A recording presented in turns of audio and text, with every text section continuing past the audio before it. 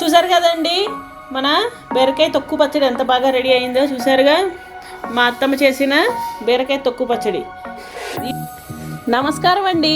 ఇవాళ మనం చేయబోతున్నాం బీరకాయ తొక్కల పచ్చడి. చూసారుగా బీరకాయ తొక్కలు.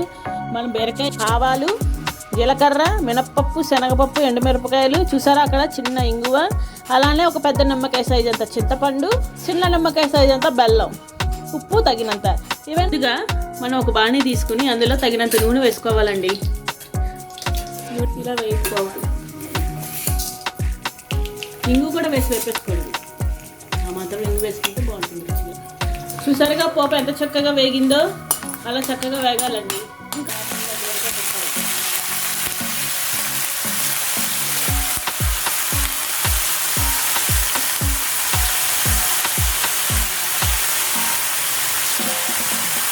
కదండి మన బీరకాయ తొక్కలు ఎంత చక్కగా వేగాయో. ఇదిగో ఇలా వేగాలండి శుభ్రంగా. ఇలా దగ్గర పడిపోవాలి. చక్కగా వేగితే మనకి ఆ పచ్చివాసన ఉండదు, పచ్చడి కూడా నిలవ ఉంటుంది. ఓకేనండి. సరే కదండి. ఇప్పుడు మనం ఇందాక వేయించుకున్న పోపు ఇందులో వేసి చింతపండు, బెల్లం కూడా వేసేసుకుని సమంగా వేసుకోండి. ఇప్పుడు దీన్ని మనం మెత్తగా మిక్సీ పట్టుకుందాం. చూసారు కదండి ఇలా మెత్తగా మనం గుండలా చేసుకోవాలన్నమాట. ఆ పోపుని గుండలా చేసుకుని వేయించుకున్న తొక్కలు కొంచెం కొంచెంగా మిక్సీ మెత్తగా నలుపుకోవాలి. దీన్ని మనం ఒక బౌల్లోకి ట్రాన్స్ఫర్ చేసుకుందాం.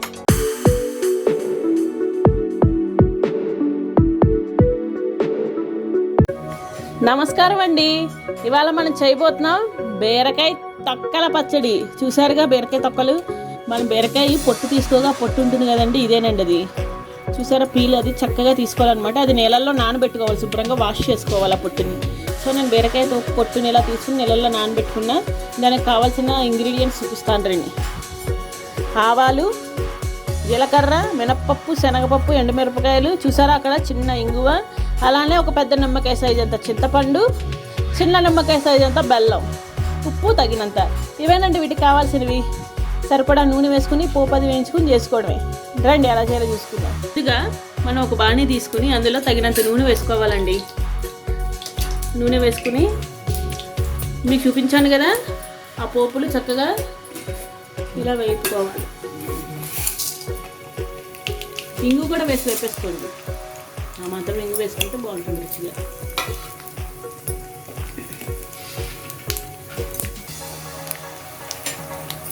చక్కగా వీటిని నూనెలో చక్కగా వేగేటట్టుగా కలుపుకోవాలన్నమాట. చూసారుగా పోపు ఎంత చక్కగా వేగిందో అలా చక్కగా వేగాలండి. ఇంకా కొంచెం వేగాలి. వేగిన తర్వాత దాన్ని మనం ఒక ప్లేట్లోకి ట్రాన్స్ఫర్ చేసేసుకోవచ్చు. అంతేనండి. చక్కగా మన పోపు వేగిపోయింది. అలా ప్లేట్లోకి ట్రాన్స్ఫర్ చేసేసుకోండి. ఇప్పుడు ప్లేట్లోకి ట్రాన్స్ఫర్ చేసుకున్న తర్వాత అదే బాణీలో మన తొక్కలు ఉన్నాయి కదా, చూపించాను కదా ఇందాక బీరకాయ తొక్కులు, అవి వేగడానికి సరిపడా నూనె వేసుకోవాలి. సుమారుగా ఒక 6-7 టేబుల్ స్పూన్స్ ఆయిల్ అయితే పడుతుంది. అలా వేసుకుని ఆ బీరకాయ తొక్కలు శుభ్రంగా వాష్ చేసుకుని వాటిని ఆ నీరు అవన్నీ శుభ్రంగా పిండుకుని అందులో వేస్తూ ఉండాలి.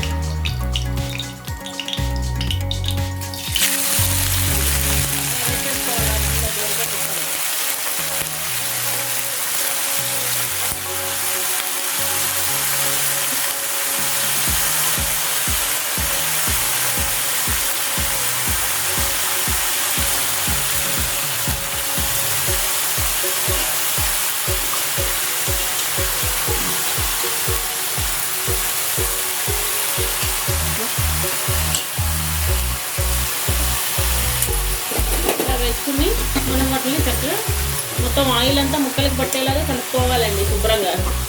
ఎందుకంటే ఈ తొక్కలు ప్రాపర్గా వేగాలి. ప్రాపర్గా వేగితేనే మనకి పచ్చడి మంచి టేస్ట్గా అనిపిస్తుంది. సరిగ్గా వేగలేదంటే పచ్చివాసన వస్తుంటుంది. అందులో మనం సరిగ్గా నూనె అంతా పట్టేలా కలుపుకుని వేయించుకోవాలండి కదండి. మన బీరకాయ తొక్కలు ఎంత చక్కగా వేగాయో. ఇదిగో ఇలా వేగాలండి శుభ్రంగా.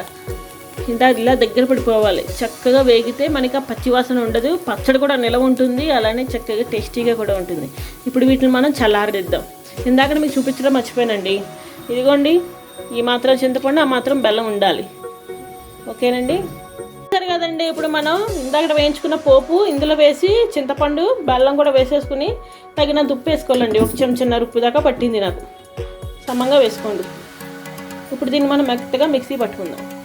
చూసారు కదండి ఇలా మెత్తగా మనం గుండలా చేసుకోవాలన్నమాట. ఆ పోపుని గుండలా చేసుకుని వేయించుకున్న తొక్కలు కొంచెం కొంచెంగా మిక్సీ జార్లో వేసుకుంటే ఇలాగా మెత్తగా తిప్పుకోవాలండి. అంటే ఇలా మెత్తగా మనం తొక్కలన్నీ వేసుకుని ఇలా చక్కగా మెత్తగా నలుపుకోవాలి. దీన్ని మనం ఒక బౌల్లోకి ట్రాన్స్ఫర్ చేసుకుందాం. చూసారు కదండి మన బీరకాయ తొక్కు పచ్చడి ఎంత బాగా రెడీ అయిందో చూసారుగా. మా అత్తమ్మ చేసిన బీరకాయ తొక్కు పచ్చడి. ఇది కనుక మీకు నచ్చినట్లయితే లైక్ చేయండి, షేర్ చేయండి, సబ్స్క్రైబ్ చేయండి.